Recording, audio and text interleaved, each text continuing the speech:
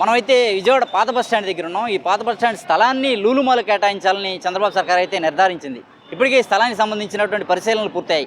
సంబంధిత కలెక్టరే కావచ్చు, ఆర్టీసీ ఉన్నతాధికారులే కావచ్చు, ప్రభుత్వ పెద్దలే కావచ్చు, ఈ స్థలాన్ని పరిశీలించి లూలు మాల్ కేటాయించాలని అయితే ఒక పరిశీలన చేశారు. అయితే ఈ స్థలాన్ని లూలు మాల్ కేటాయించడాన్ని ప్రజా సంఘాల రాజకీయ పార్టీల నేతలు వ్యతిరేకిస్తున్నారు. ఇదే క్రమంలో ఆర్టీసీ కార్మికులుగా ఉన్నటువంటి యూనియన్ నేతలుగా కూడా వారు కూడా వ్యతిరేకిస్తూ ఈరోజు ఆందోళన చేపడుతున్నారు. వెనక మనం చూడొచ్చు, వారు ర్యాలీ నిర్వహిస్తూ ఈ పాత బస్ స్టాండ్ లోపలికి వస్తున్నారు.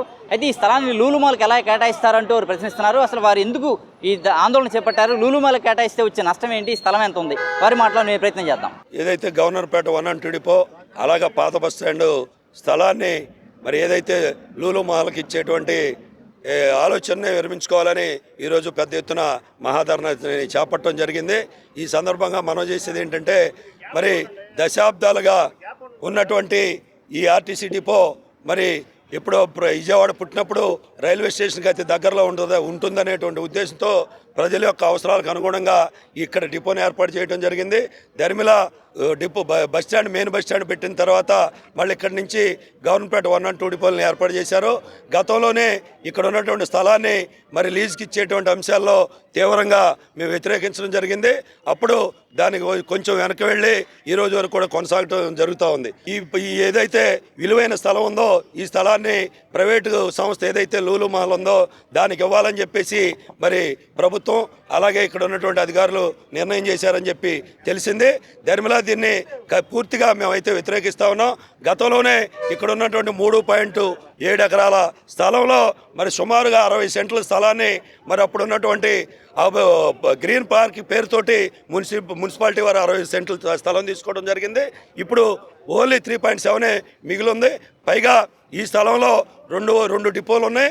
ఈ 2 డిపోలు కూడా దాదాపు 1500 మంది వర్కర్లు, 250 దగ్గర బస్సులు తిప్పుతూ ఇక్కడ ఉన్నటువంటి ప్రయాణికులు ఏదైతే ఉన్నారో ఈ నగరానికి సరౌండింగ్స్లో ఉన్నటువంటి ప్రయాణికులకి అవసరం మేరకు గుర్తించి 5 నిమిషాలకు బస్సు చొప్పున ఆ రూట్లో ఉన్నటువంటి సందర్భంలో లక్షలాది మంది ప్రయాణికులు ప్రయాణం చేస్తున్నటువంటి డిపోల్ని తరలించడం ద్వారా ప్రయాణికులు ఎంత ఇబ్బంది పడతారో అనేది కూడా మరి మనం అర్థం చేసుకోవాలి.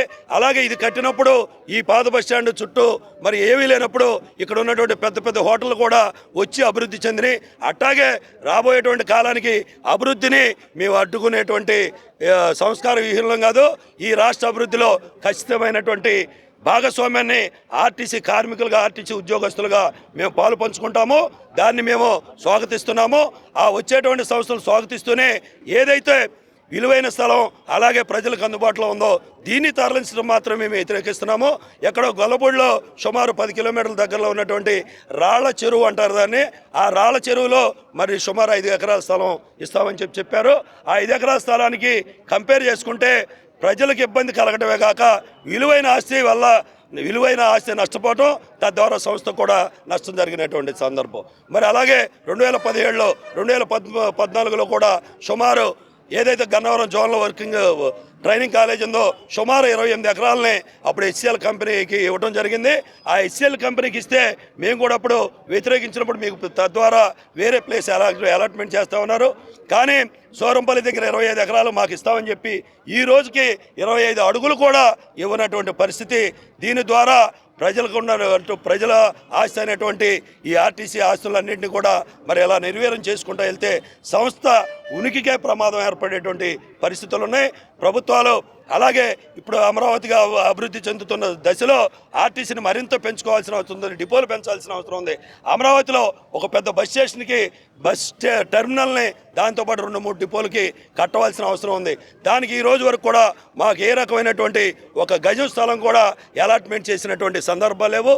మేము ప్రభుత్వాన్ని, గౌరవ ముఖ్యమంత్రి గారిని కోరుకునేది ఒకటే, మీరేదైతే అభివృద్ధి పదవులను నడుపుతున్నారో రేపు తలపెట్టినటువంటి మహిళా సోదరిమణులకి రవాణా సౌకర్యం ఉందో దాన్ని కూడా మేము సక్సెస్ చేయడానికి మీతో జర్నీ చేస్తాము.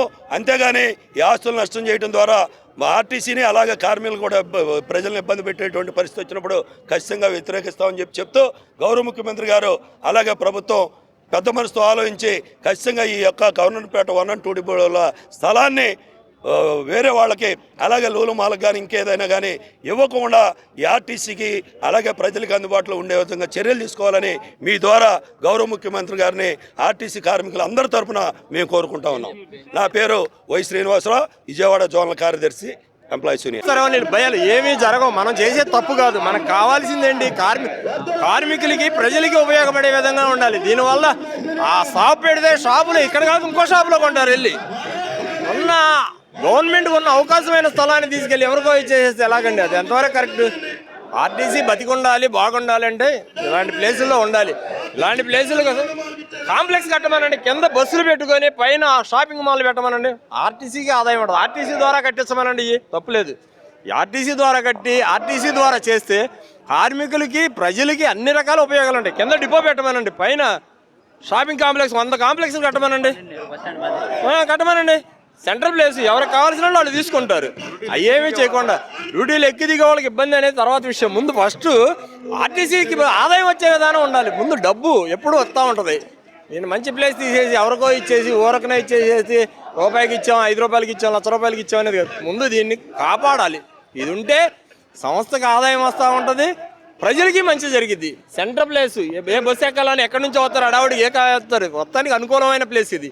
ఈ ప్లేస్ లేకపోతే భవిష్యత్తు చాలా ఇబ్బందికరంగా ఉంటుంది. విజయవాడకి ఇది గుండెకాయ ప్లేస్. దీన్ని ఆగం చేయొద్దని చెప్పి మా మనవి. ఇది గవర్నమెంట్ 1 and 2 డిపో సంబంధించిన ఆర్టీసీ ఆస్తులు ఇవి. ఈ ఆస్తుల్ని లులు షాపింగ్ మాల్కి ఇవ్వాలని గవర్నమెంట్ ఉత్పాదన. అయితే ఎన్నో సంవత్సరాల నుండి ఇది పాత బస్టాండ్గా గుర్తింపు. ఇది ప్రజా ప్రయోజనాల దృష్ట్యా ఇది చాలా ఉపయోగపడింది. అక్కడ గవర్నమెంట్ హాస్పిటల్ ఉంది, అక్కడ ఎత్తేసి దాన్ని ఏమో సుందరమైన పార్క్ అని చెప్పి ఎవరికి ఉపయోగం లేకుండా చేశారు. మరలా ఇది ఆర్టీసీ 1 and 2 డిపోలు 2 మూసేసి లులు షాపింగ్ మాల్కి ఇవ్వాలని ప్రభుత్వ ఆలోచన. దీనివల్ల కార్మికులు ఎంతోమంది ఇబ్బంది పడతాం. పైగా ఇది ప్రభుత్వం సంబంధించిన ఆస్తి. దీన్ని ఒక ప్రైవేట్ వ్యక్తికి ఇవ్వడం అనేది సహజమైన న్యాయం కాదు. అది ఏమైనా ఉంటే దాన్ని గవర్నమెంట్ తీసుకో, నువ్వే తీసుకొని గవర్నమెంట్కి ఉత్పాదన చేయి, అది ప్రజలకు ఉపయోగపడుతుంది. అంతేగాని ఒక సొంత వ్యక్తికి ఇది దారాదత్తం చేయటం ఏంటిది? ఇది ప్రభుత్వ ఆస్తి. అందుకోసమే ఎంప్లాయీస్ యూనియన్ దాన్ని వ్యతిరేకిస్తుంది. గన్నవరంలో ఆర్టీసీది ట్రైనింగ్ స్కూల్ ఉండేది, అది 36 ఎకరాలు. దాన్ని హెచ్సిఎల్కి దారాదత్తం చేశారు. దానివల్ల ఎవరికి లాభం? ఎవరు లేదు. డిపార్ట్మెంట్ ఆర్టీసీ ఆస్తులన్నీ తీసుకెళ్ళి ప్రైవేట్కి ఇచ్చేస్తున్నారు. ఆర్టీసీనేమో అప్పుల పాలలో చేసి కార్మికులు రావాల్సిన డిఏ లేదు, ఒక జీతం లేదు, ఒక పిఆర్సీ లేదు. ప్రభుత్వ విధానం చాలా దౌర్భాగ్యంగా ఉంది. మేము ఎంతో గర్వించి బాగా చేస్తాడని గెలిపించాం, మమ్మల్ని పొట్టగొడుతున్నాడు. కాబట్టి మీరు ప్రజా దృష్టిలో ఉంచుకొని మమ్మల్ని కూడా జ్ఞాపకం చేసుకొని న్యాయం చేయాలని కోరుతాం. గవర్నర్పేట 1 and 2 డిపో స్థలాన్ని గవర్నమెంట్కి ప్రైవేటీకరణ చేయడానికి మేము కార్మికులు ఇంత కష్టపడి పనిచేసి ఈ డిపోనికి ఎన్నో సంవత్సరాలుగా మా పెద్దలు కాపాడినందువలన మేము ఇక్కడ ఉద్యోగం చేస్తున్నాం. తిరిగి గవర్నమెంట్ ప్రైవేటీకరణ చేస్తే మేము అందరం రోడ్డును పడాల్సి వచ్చింది. ఇదంతా ప్రజలకి, ప్రయాణికులకి, అందరికీ ఇది రోడ్డు పక్కన ఉండే స్థలం. ఇది ఈ డిపోల్ని ప్రైవేటీకరణ చేయడం వల్ల మేము అందరం చాలా రిస్క్ పడతాం, ప్రయాణికులు రిస్క్ పడతారు. మెయిన్ బస్ స్టాండ్ దగ్గరలో ఉంది, ఏలూరు రోడ్డు, బందర్ రోడ్డు ఉన్న ప్రదేశం ఇది. ఇది కోట్ల విలువైన ఆస్తుల్ని ఇలా ప్రైవేటీకరణ చేయడం వల్ల ప్రజలందరూ ఇబ్బంది పడతారు, కార్మికులు ఇబ్బంది పడుతున్నాం. ఇది చాలా దుర్మార్గం గవర్నమెంట్ చేసే కార్యక్రమాలు. ఇలాంటి మానుకోవాలి. S Ramesh, employees union NTR జిల్లా అధ్యక్షుడిని. మరి ఈరోజు ప్రభుత్వం గవర్నర్పేట 1 and 2 డిపోల ఆస్తులను లూలు మహల్కి ఇవ్వటాన్ని మేము పూర్తిగా వ్యతిరేకిస్తున్నాము. ఎందుకంటే ఆర్టీసీ పుట్టినటువంటి బస్టాండ్ ఇది. విజయవాడ నగరం సుమారుగా ఒక 14 లక్షల మంది ప్రజలను కలిగి ఉంది. మరి ఈ 14 లక్షల మంది ప్రజల అవసరాలను తీర్చడానికి సుమారుగా 5 ఆర్టీసీ డిపోలు ఈ విజయవాడ సిటీ నందు ఉన్నాయి. ఈ 5 ఆర్టీసీ డిపోల్లో కూడా గుండెకాయ లాంటి ఈ స్థలాన్ని తీసుకెళ్ళి ఎవరికో లూలు మహల్కి దారదత్తం చేయాలని ఈ ప్రభుత్వం చూస్తానే. మరి మేమైతే యూనియన్గా, ఆర్టీసీ కార్మికులుగా తీవ్రంగా వ్యతిరేకిస్తూ ఉన్నాము. ఎక్కడో గొల్లపూడి దగ్గర తీసుకెళ్ళి రాళ్లగుంటలో తీసుకొచ్చి ఒక 6 ఎకరాలు 5 ఎకరాలు ఉంటుంది. అది ఆ రాళ్లగుంటలో తీసుకెళ్ళి ఇస్తే అది 1 వేలో వెళ్ళాలి. అది ఇప్పుడు డెవలప్మెంట్ అయ్యేది కూడా కాదు. ఈ ప్రభుత్వం అభివృద్ధిని కాంక్షించే ప్రభుత్వం కాబట్టి, వీళ్ళు డెవలప్ చేస్తున్నారు కాబట్టి మీ డెవలప్మెంట్లో భాగస్వాములుగా మేము కూడా ఉంటాము. అలాగే ఎక్కడైతే డెవలప్ అవ్వలేదో అక్కడ ఇటువంటి లూలు మహల్స్ పెట్టి డెవలప్ చేస్తే అక్కడ ఇంకా ఇళ్ళు పెరిగి, ఫ్యాక్టరీలు పెరిగి, ఇంకా ఇతర సంస్థలు వచ్చి అక్కడ డెవలప్ అవుతుంది తప్ప డెవలప్ అయిన చోట ఉన్న స్థలాన్ని తీసేసి ప్రయాణికుల హృదయ స్పందన లాంటి ఈ ఆర్టీసీ డిపోని ఇక్కడి నుంచి తీసేసి ఎక్కడో ఇస్తామన్నట్టు మాత్రం ప్రభుత్వానికి భావ్యం కాదు. మరి మేమైతే మాత్రం దీన్ని పూర్తిగా వ్యతిరేకిస్తున్నాం. గౌరవ ముఖ్యమంత్రి కూడా ఆలోచించి దీన్ని మానుకొని ఈ 2 డిపోల స్థలాలని ప్రయాణికులకి అనుగుణంగా ఉన్న స్థలాన్ని ఇక్కడే కేటాయించాలని, ఇలాగే ఉంచాలని కోరుకుంటూ విరమిస్తున్నాను. వికే చంతయ్య అండి, గవర్నర్పేట 2 డిపోలో ఎంప్లాయీస్ యూనియన్ ప్రెసిడెంట్ని. ఇప్పుడు ఎప్పుడో ఆర్టీసీ పుట్టిన కాడి నుంచి 2 డిపో ఉంది. ఇది పాత బస్ స్టాండ్ అంటారు, తర్వాత 2 డిపో అయింది. కానీ 1 and 2 డిపోలు ఉంటాయి. ఒక్కో డిపోలో సర్వీసులు 115 సర్వీసులు ఉన్నాయి. ఏదన్నా స్పెషల్ ఉంటే, ఏదైనా పండగ సందర్భం, దసరాకు కానీ, ఇది ఏ సందర్భాలు ఉండా, సంక్రాంతికి కానీ 5 నిమిషాల్లో మనం బస్ స్టాండ్కి వెళ్ళి ఆ ప్రయాణికులకు అందుబాటులో ఉండే సౌకర్యం ఈ బస్ స్టాండ్. ఇది తీసుకెళ్ళిపోయి ఎక్కడో రాళ్ల చెరువులో పెడతానంటే దూరం నుంచి రాలేరు. లేదు, ఇప్పుడు స్పెషల్ వాళ్ళు తీర్థయాత్రకు వెళ్ళి వచ్చిన రైల్వే స్టేషన్లో దిగిన మా అధికారులు ఫోన్ చేయగానే 5 నిమిషాల్లో రైల్వే స్టేషన్కి వెళ్ళి ఎక్కించుకొస్తున్నాం. ఇంత సౌకర్యాన్ని వదిలేసి దీన్ని తీసేసి లూలు మాల్కి ఇవ్వడం అనేది గవర్నమెంట్ మరి ఏ రకంగా ఆలోచిస్తుందో మా బాధ ఆలకించమని మేము మనవి చేస్తామండి. ఇంతమంది చెప్పినా ఆయన గన్నవరం కూడా 28 ఎకరాలు గతంలో తీసేసుకున్నారు. మాకు ఎక్కడ ఇస్తామన్నారు, అది ఇవ్వలేదు. ఇప్పుడు ఇది తీసేసుకుని ఎక్కడ ఉంటున్నారు, అది ఇస్తారో ఎవరో కూడా తెలియని పరిస్థితి. నగరం నడిబొడ్డున ఉన్నటువంటి ఏదైతే ఓల్డ్ బస్ స్టాండ్ ఉందో విజయవాడ గవర్నర్పేటలో 1-2 డిపోలు ఉన్నాయో ఆ స్థలాన్ని లూలు మాల్కి ఇచ్చే విధానాన్ని అయితే తాము తీవ్రంగా వ్యతిరేకిస్తున్నామని ఆర్టీసీ ఎంప్లాయీస్ యూనియన్ నేతలు అయితే స్పష్టం చేస్తున్నారు. కార్మికులు కూడా విజయవాడ పుట్టిననాటి దగ్గర నుంచి బస్ స్టాండ్ ఉందని, ఈ బస్ స్టాండ్ని ప్రైవేట్ పరం చేయడం అనేది, బస్ స్టాండ్ స్థలాన్ని ఏదైతే ప్రైవేట్ పరం చేయాలనుకున్నారో దాన్ని తీవ్రంగా వ్యతిరేకిస్తున్నామని అయితే వారు స్పష్టం చేస్తున్నారు. ఇదే సందర్భంలో ప్రభుత్వం కావాలనుకుంటే బోల్డెని స్థలాలు ఉన్నాయని, ప్రయాణికులకు అనువుగా ఉన్న ఈ స్థలాన్ని తీసుకెళ్లి ప్రైవేట్ వాళ్ళకి ఇవ్వడం అనేది మాత్రం తాము తీవ్రంగా వ్యతిరేకిస్తున్నామని అయితే స్పష్టం చేస్తున్నారు. ఇప్పటికైనా చంద్రబాబు సర్కార్ ఈ విధానాన్ని మానుకొని లూలు మాల్కు మరో చోట స్థలాన్ని కేటాయించాలని అయితే వారు డిమాండ్ చేస్తున్నారు. వీడియో జర్నలిస్ట్ రెహమాన్తో నాని, ఏపీ అమరావతి, అభినవ్ భారత్, విజయవాడ నుంచి.